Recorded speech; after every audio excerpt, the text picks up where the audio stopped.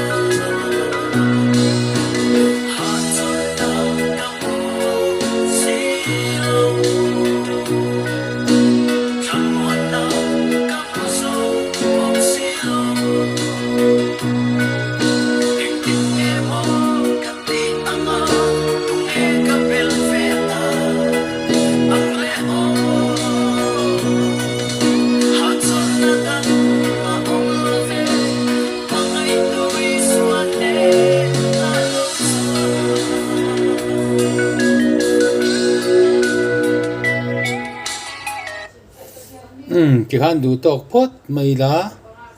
sakna ki kha b ki ani minus 1 ani